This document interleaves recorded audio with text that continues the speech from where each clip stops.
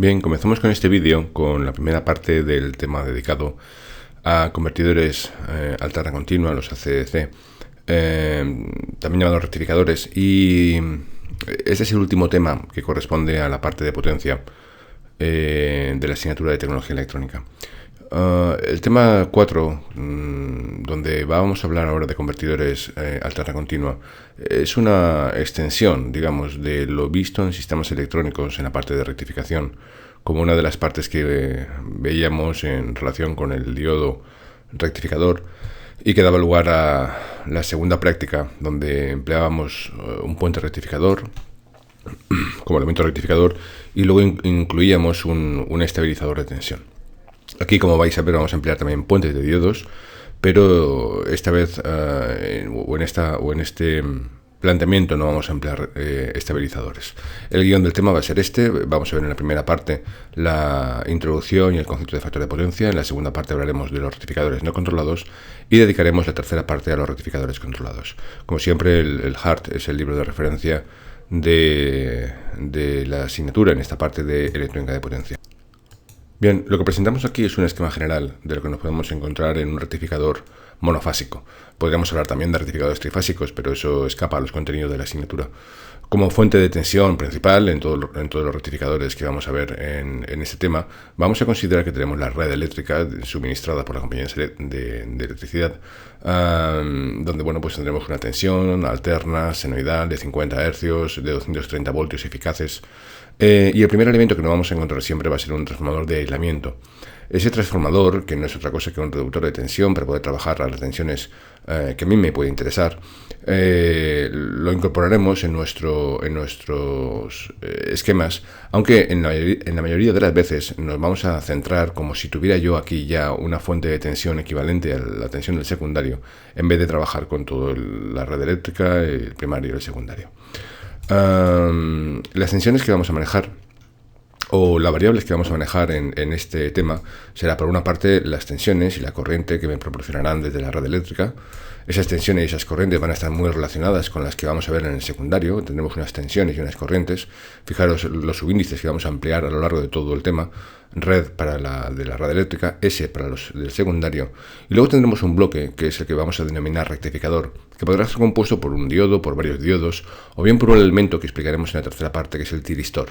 El tiristor ya lo introducíamos en el tema 1, cuando hablábamos de los interruptores. Hablábamos también de que el gobierno de ese interruptor requería el valor de un parámetro alfa, que luego también explicaré, y que me va a permitir controlar un poco más la tensión que estamos aplicando a la carga. Y finalmente tendremos la carga. Las tensiones V de red y de red serán estas, la del secundario estas, y las tensiones y corrientes en la carga le vamos a llamar V sub O de output. Bien, en general, ¿qué tensiones nos vamos a encontrar en la entrada? Pues me encontraré una senoidal, que será como esta, con un valor máximo, que vamos a llamar VM por la relación de transformación del transformador que estamos empleando, y esa será la tensión de red. En el secundario, no vamos a encontrar lo mismo, pero esta vez sin el factor de la relación de transformación, de tal modo que tendremos también una senoidal. ¿Y qué no vamos a encontrar a la salida? Pues depende de cuál sea el tipo de rectificador que estamos empleando. Pero si, por ejemplo, empleáramos un rectificador de doble onda, como los que veíamos en sistemas electrónicos, nos encontraríamos con una onda como esta. Esta onda, ya está relativamente bien conocida, todos la hemos visto en el laboratorio, en la asignatura de sistemas electrónicos, y de ella conocemos, que sí, efectivamente, las tensiones senoidales que veíamos antes se caracterizaban porque, puesto que eran senoidales puras, su valor medio era 0. Si el valor medio es 0, quiere decir que el valor de continua que tiene esa senoidal pura de origen, la de la I de red o la de secundario, es nula. Pero sin embargo, tras pasar el rectificador, la tensión que tengo yo aquí aplicada a la carga, esta sí que va a tener un valor medio. Y ese valor medio, como siempre, lo vamos a calcular formalmente como una partida entre el periodo, por la integral extendido a lo largo de un periodo de la tensión VDT que tenga yo por VDT, o dicho de otra manera, el periodo de repetición por una partida entre el periodo de repetición por el área bajo la curva, o sea, esta área de aquí dividido entre el periodo de repetición, que en este caso va desde aquí hasta aquí. Y si me cojo esto como valor medio, pues me dará un valor medio que estará más o menos por aquí, y que este será el valor medio que yo estaré aplicando a la carga. Antes no tenía valor medio en la red, en el trafo de elemento, no tenía un valor de continuo aplicado a la carga, y aquí sí que lo tengo. Obviamente, En este caso particular tenemos un enorme rizado. Ese enorme rizado en las aplicaciones de alimentación de circuitos electrónicos, pues nos puede ser inaceptable y ya sería necesario o bien emplear filtros de algún tipo o bien colocarle algún tipo de estabilizador para conseguir eliminar este rizado. Podríamos también, y ya como apunte adicional, añadir entre el rectificador y la carga un regulador de los que veíamos en el tema, un convertidor de los que veíamos en el tema 2, creo que era, los convertidores de DC-DC, de tal modo que con una tensión muy variable yo pudiera generar una tensión constante a la salida. Deberíamos hacer algunos cambios en la topología, pero bueno, básicamente podríamos hacerlo de esa manera. Lo que vamos a hacer con el tiristor, como luego veremos, va a ser no entregar toda el área, toda la tensión que habíamos visto antes, sino una parte de ella. Con ese ángulo alfa, yo voy a poder hacer que la tensión que se aplique en la carga no sea la total, la de la semionda, con toda su área partido entre su periodo para obtener el valor medio, sino que vamos a ir recortándola. Y observad que conforme yo voy cambiando ese ángulo alfa, el área bajo la curva disminuye y el periodo se mantiene constante. Con lo cual, lo que estamos haciendo es cambiar su valor medio. Estaremos de alguna manera regulando, siendo capaces de controlar el valor medio de la tensión que estamos definitivamente aplicando a la carga. Podemos llegar incluso a hacerlo cero. Bien, si esto de aquí era las tensiones que estamos aplicando a la carga, me podría preguntar también por cuáles van a ser las corrientes que van a circular por la carga. En el caso de ser una resistencia pura, si la tensión que aplico a la carga es la negra, esa V sub 0 es la negra, la corriente que pasará por la carga será la misma, pero escalada en un factor R.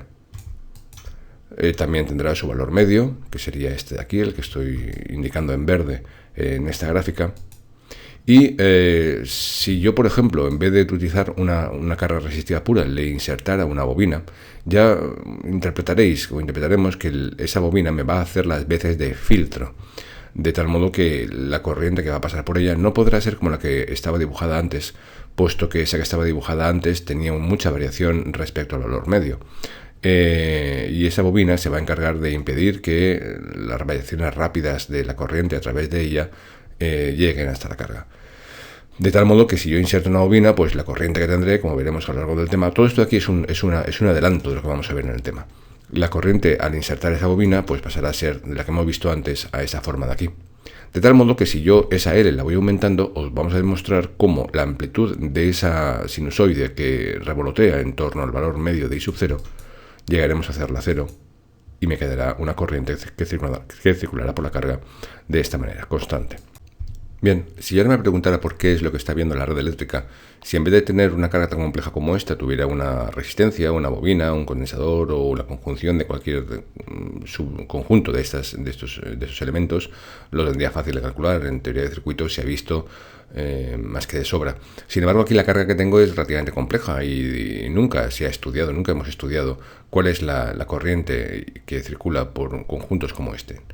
Si yo tuviera una resistencia pura, bueno, pues estaría muy clara. Si está aquí la tensión que estoy aplicando a la carga, toda esa tensión se va a transformar en un trabajo realizado en la carga.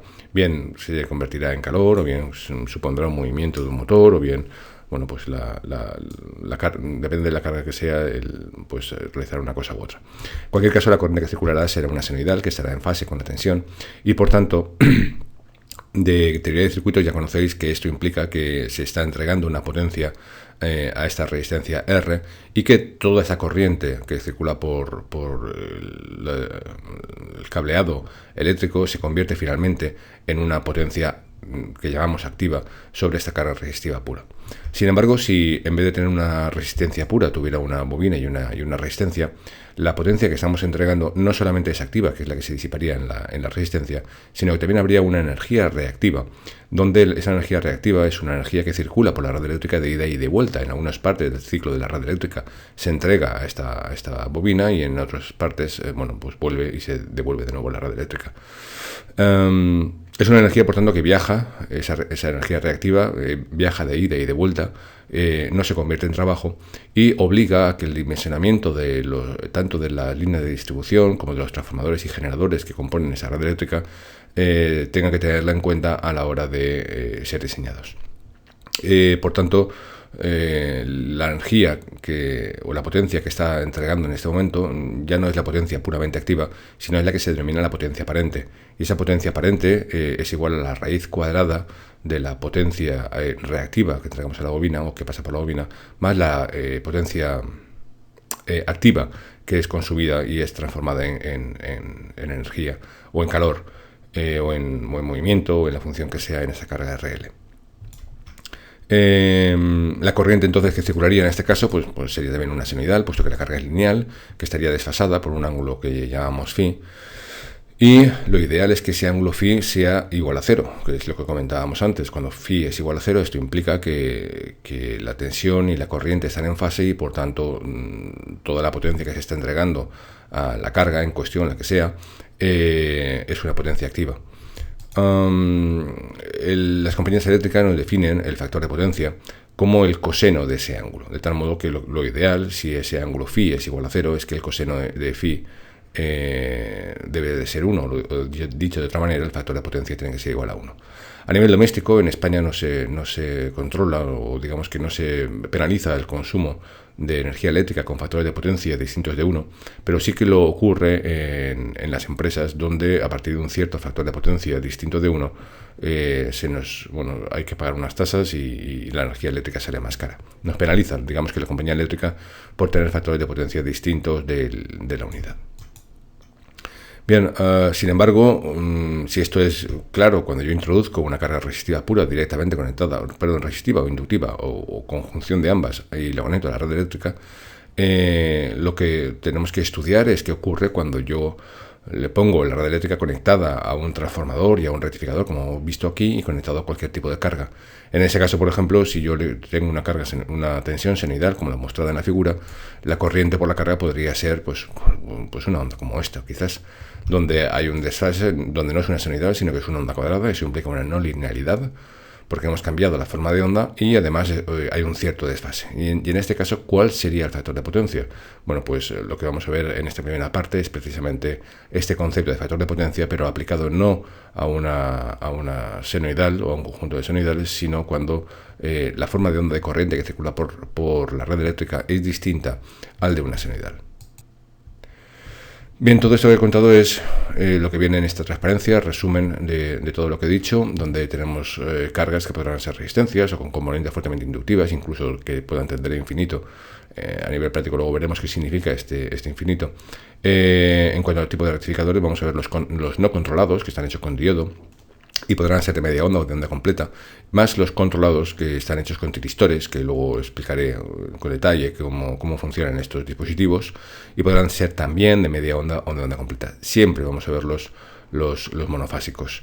En cuanto a aplicaciones, bueno, pues lo podemos emplear como base para unas fuentes de alimentación, lo podemos emplear y en general en aquellas aplicaciones en las cuales no me haga falta una carga con una tensión absolutamente constante y regulada, sino donde se permite, por ejemplo, el uso de tensiones variables en el tiempo, siempre y cuando la corriente sea unidireccional, funcione en un sentido. Podrían ser, por ejemplo, cargadores de batería, control de motores de continua, aplicaciones en electrólisis o soldaduras, por ejemplo.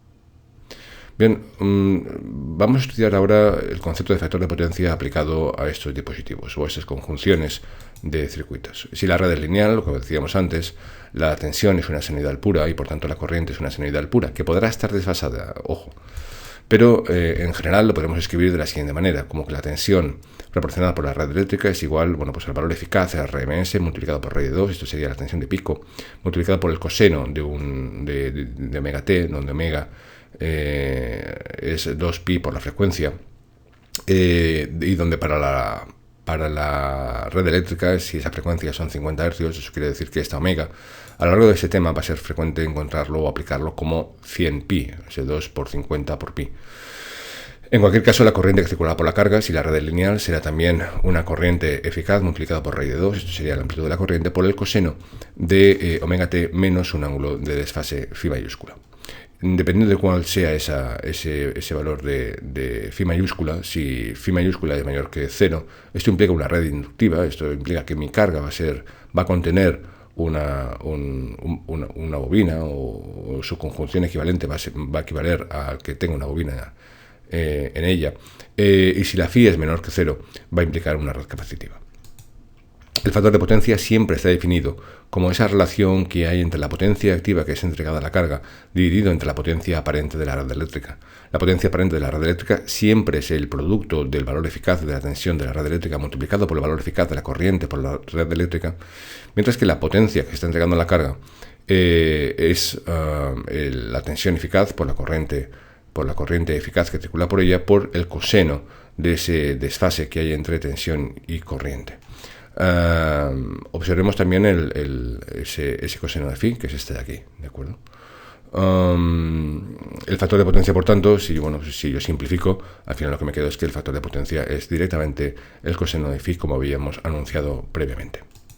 Sin embargo, si la red es no lineal, la tensión V de t sí que es una senoidal pura, sí que seguirá siendo la entregada por la red eléctrica una senoide, pero la corriente no va a ser senoidal. Va a ser en general cualquier forma de onda, como la cuadrada que veíamos antes, decalada o desfasada, un cierto ángulo. El factor de potencia, por tanto, deja de ser el coseno de phi y tendremos que buscar qué tipo de expresiones. Por ejemplo, imaginemos que tengo pues una forma de onda como esta, donde tengo una tensión, que es esta, y tengo una onda cuadrada, que es la corriente, que se repite también, es cíclica, con el mismo periodo que la tensión eléctrica, y que proviene, pues que es la que yo estoy entregando pues a un conjunto con un rectificador, unos transistores o unas bobinas, en fin, un circuito cualquiera complejo, ¿de acuerdo? Si esto es así, debemos recordar lo que veíamos en sistemas en tecnología electrónica en el tema 3. En el tema 3 hablábamos del desarrollo en serie de Fourier. En el desarrollo en serie de Fourier, recordemos que las tensiones o cualquier forma de onda, bien tensión o bien corriente, podía desarrollarlo en serie de Fourier con este formato, ¿de acuerdo? Este formato era una partida entre 2 por el valor de A sub 0 más el sumatorio de unas coeficientes que eran las A sub k y B sub k multiplicadas por cosenos y por senos. Desarrollamos en cosenos y en senos, con una k que variaba en general desde 1, 2, 3 hasta infinito. Definíamos entonces la V de t como una señal periódica de periodo t igual a una partida entre f la frecuencia de la fundamental, la omega como la pulsación fundamental y k por f la frecuencia del armónico ks. Teníamos también unas expresiones para calcular las A sub k y B sub k, que eran integrales de la función v sub t por el coseno, por el seno, y las propiedades de paridad, par o impar o simetría alternante me permitían simplificar los cálculos de las A y de las B sub k. Bien, pues con independencia de toda esta expresión que tenemos aquí en la parte superior de este recuadro amarillo, podemos expresarlo también, el desarrollo en serie de Fourier, de esta otra manera, que es la que nos va a interesar en el ámbito de este tema. Y es que la tensión V sub t la podemos expresar como un valor de continuo. Fijaros que ese valor de continuo es el mismo que estábamos viendo aquí, más el sumatorio de un conjunto de cosenoidales donde su pulsación es multiplicada por el valor del armónico. Y esta expresión es lógica si entendemos que, si miramos de nuevo la anterior, para cada k concreta, para una k concreta, aquí estamos cogiendo un coseno y sumándolo a un seno de la misma frecuencia. Y por tanto, este coseno y este seno lo podremos expresar como un único coseno con un desfase phi sub k, que dependerá de la relación de cosenos y de senos. Eso lo veíamos también en el tema 3 y dábamos la expresión matemática de cuánto valía v sub k, que era la raíz cuadrada de a sub k cuadrado y más b sub k cuadrado. Y también definíamos cuánto valía ese phi mayúscula sub k, que venía dado a partir del arco tangente de las relaciones entre a sub k y b sub k, y lo mismo para la expresión en seno, ¿de acuerdo? Bien, insisto que nos va a interesar esta expresión. ¿Qué es lo interesante de esto, del paso de la de arriba a la de abajo?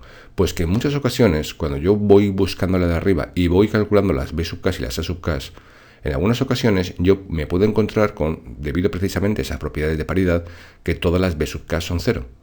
O las A sub k son 0. Si por ejemplo las B sub k fueran 0 en un desarrollo en serie de Fourier, porque la función que tengo por ejemplo es par y me quedo nada más que con las A sub k, directamente ya estamos obteniendo la expresión de abajo, puesto que esas phi sub k van a ser 0 y las A sub k serán iguales a esa V sub k.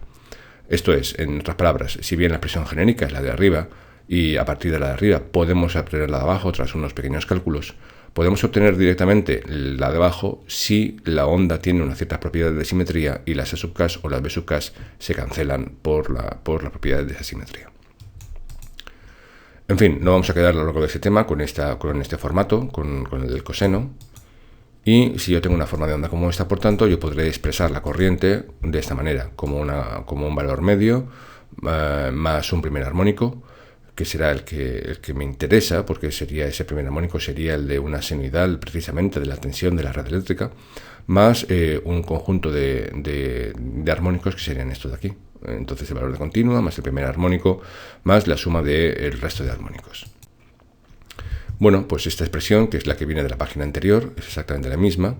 Cuando yo la analizo y me digo, bueno, pues si yo recuerdo el valor eficaz de la corriente principal, o sea, de la corriente en su conjunto, el valor eficaz de esta corriente, recordemos que el valor eficaz de una forma de onda resulta ser igual a la raíz cuadrada de la suma de los valores eficaces al cuadrado de todos los armónicos, incluido es el 0 y el 1, o sea, el de continua y el primer armónico. Esto lo deducíamos en el tema anterior, donde veíamos los armónicos en el tema 3. Bien, si esto es así, entonces el valor eficaz de la corriente sería igual a la raíz cuadrada, pues por definición, del valor medio de la corriente, que es esto de aquí, una partida entre t, de la integral entre 0 y t, de la corriente al cuadrado diferencial de t. Y esto quedaría, si desarrollo en serie de Fourier, si hago el desarrollo en serie de Fourier de esta i de t, me quedaría como la raíz cuadrada del valor cuadrático del valor medio, más el valor eficaz del primer armónico al cuadrado, más el sumatorio de todos los armónicos restantes de sus valores eficaces al cuadrado. O expresado de otra manera, no tanto en valores eficaces, sino en valores de pico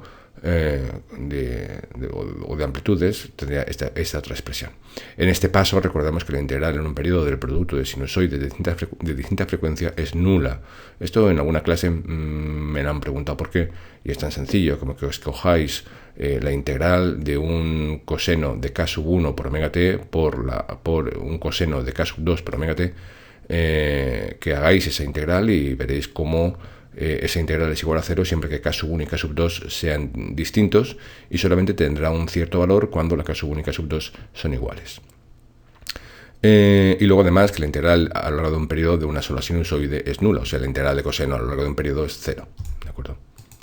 Bien, la potencia, estamos buscando el factor de potencia. El factor de potencia es P partido entre S, así que vamos a comenzar calculando en general cuál es la potencia media entregada a una red no lineal, y esa potencia media, bueno, pues por definición es ese valor medio de la potencia instantánea, la cual nunca me importa, sino que lo que me importa es esa potencia media, y esto es una partida entre T de la integral entre 0 y T de la tensión por la corriente que circula por la carga. Pero sin embargo, si yo cojo esta expresión y identifico los términos, quién es cada cual, la I de t ya la hemos definido arriba y era ese desarrollo en serie de Fourier. Así que yo aquí cogería y pondría ahora 1 partido entre t de la integral entre 0 y t de la V, que aún no he reflexionado sobre ella, por una corriente que sería pues esto entre paréntesis, ¿de acuerdo? Una parte continua, más un primer armónico, más un segundo armónico, más un tercer armónico, más un cuarto armónico, y cada uno de ellos con su coseno y un cierto ángulo. Bien, esa es la corriente entonces, y en cuanto a la tensión, recordemos que la tensión era pues la raíz cuadrada de una tensión eficaz por un coseno de omega t. Luego quiere decir esto que aquí cuando me salga la expresión, yo voy a tener el producto de la tensión, que es esta, que contiene un coseno de omega t, multiplicado por ese término más esa tensión multiplicada por ese primer armónico, más esa tensión multiplicada por un segundo armónico, más esta tensión por un tercer armónico, más esta tensión por un cuarto armónico, y así hasta el infinito. Bien, cuando yo haga eso y luego haga la integral que me están pidiendo aquí, me aparecerá la integral extendida a lo largo de un periodo de una constante por otra constante por otra constante, y al final me quedará la integral de un coseno de omega t extendido a un periodo. Pero esto, porque como he dicho arriba, es 0. Luego esa integral me va a dar 0. También nos encontraremos con las integrales que corresponden al producto de ese coseno de omega t con cada uno de los armónicos, que son cosenoidales de frecuencia distinta o producto de ella a lo largo de todo un periodo. Y eso ya hemos dicho antes que es igual a 0. Luego la única que me va a quedar distinta de 0 va a ser la del primer armónico. Esta integral me va a proporcionar pues una integral de un coseno de omega t por otro coseno de omega t más phi sub 1, y esa integral no va a ser 0. El resto sí que van a ser ceros.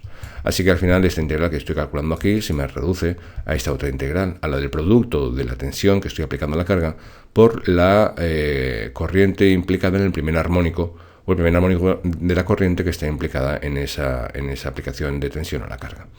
Es esta expresión, por tanto, donde la v de t es esta expresión matemática y la i de t sería esta otra expresión. Bien, si me cojo esas expresiones, esto viene de la página anterior y ahora las desarrollo, bueno, pues me encuentro con que la potencia es 1 partido entre t, la integral entre 0 y t de la tensión por la del primer armónico. Esto queda de aquí. Y si hago ahora la integral, se me queda esta expresión. Fijaros que efectivamente, como decía antes, me queda como un coseno de omega t por la coseno de omega t más phi sub 1. Y si lo desarrollo, bueno, pues desde aquí hasta aquí lo que hemos hecho ha sido cambiar de dominio del tiempo. Fijaros que estamos trabajando en 1 partido entre t, que es tiempo, entre 0 y t, tiempo y diferencial de t. Aquí lo hemos reescrito de nuevo como diferencial de omega t. Nos hemos obligado a cambiar de 0 a 2pi. Y aquí sería un 1 partido entre 2pi, que lo es. Fijaros que la omega es 2pi partido entre t, luego la t y la t se me van y me queda aquí abajo 1 partido entre 2pi. Y esta expresión matemática, si ahora la integro, fijaros que esto aquí es constante, me queda el coseno, el producto, la integral de este producto, y este coseno tendría que desarrollarlo. Es interesante la demostración y sugiero que se haga. Este coseno, que es como suma de dos ángulos, tendría que desarrollarlo por la expresión matemática del coseno de la suma. Y después de simplificar y hacer esa integral, me quedaría de esta manera, que es la tensión eficaz aplicada a la carga por la corriente eficaz del primer armónico por el coseno precisamente de ese ángulo phi sub 1, que es, como ahora veremos, el desfase entre el primer armónico y la tensión aplicada a la carga. Bien, si esta de aquí es, por tanto, la potencia activa entregada a la carga, el factor de potencia, que era P partido entre S, es esa expresión en el numerador, y luego abajo decía antes que era el producto de la tensión eficaz por la corriente eficaz. Se simplifican las tensiones eficaces y al final lo que me queda es que el factor de potencia en una red no lineal es el valor eficaz de la corriente por el primer armónico partido entre el valor eficaz de la corriente total por el coseno de phi mayúscula sub 1, donde ese coseno de phi mayúscula sub 1 no hay que olvidar que proviene de esta expresión. Más adelante aplicaremos esta relación y lo que tenemos que recordar es que bueno, si la v de t está centrada en 0, o sea, si partimos de un coseno, ¿cuál es el ángulo que hay entre ese coseno y ese phi sub 1? Puesto que depende de phi sub 1, y a veces no recuerdo si es adelantado o retrasado, si ese phi sub 1 es positivo o negativo. Recordad que el coseno de menos x es igual al coseno de x, o sea que realmente no me va a dar tanta importancia el contabilizar ese signo siempre y cuando tenga que hacer ese coseno.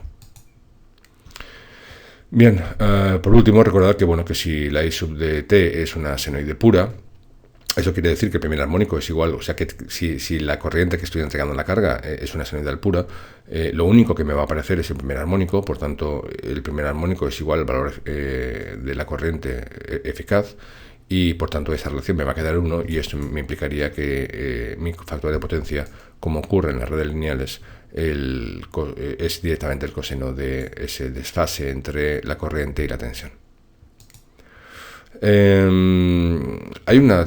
Para acabar, hay una relación que ocurre entre el factor de potencia y la distorsión armónica total de la corriente de línea, que el concepto que veíamos también es el de la distorsión armónica total, lo veíamos en el tema anterior. Recordemos que el DAT, que es la distorsión armónica total, era igual a la corriente de distorsión en su valor eficaz, expresada como valor eficaz, partido entre el valor eficaz del primer armónico, y esto, bueno, pues esa distorsión total era la raíz cuadrada del valor eficaz de la corriente menos la del primer armónico. Esto de aquí implica que este DAT es igual a la raíz cuadrada del valor eficaz partido entre la del primer armónico menos 1, con tal de, bueno, pues con trabajar un poquito esa expresión sale esto.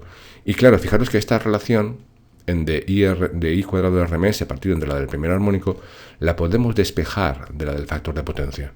esta expresión, si la ponemos en función del factor de potencia, me queda que es igual a la raíz cuadrada del coseno de phi sub 1 al cuadrado partido entre el factor de potencia menos 1. Y por tanto, también de aquí podemos expresarlo del revés. Si tuviéramos de un circuito cuál es la distorsión armónica total de la corriente de línea, podríamos, y el coseno de phi sub 1, podríamos obtener cuánto vale el factor de potencia. Bien, pues creo que esto concluye esta primera parte, es relativamente corta, pero introduce los conceptos que vamos a manejar a lo largo del tema. Fijaros que ahora lo que vamos a hacer van a ser ver distintas topologías de rectificadores, y de cada uno de ellos vamos a hablar del factor de potencia, de cuánto vale esa distorsión armónica, de cuánto vale el rizado. Y con todo este desarrollo lo que hemos obtenido ha sido las expresiones que nos hacen falta para estos cálculos. En la segunda parte veremos los rectificadores no controlados y en la segunda parte los rectificadores controlados.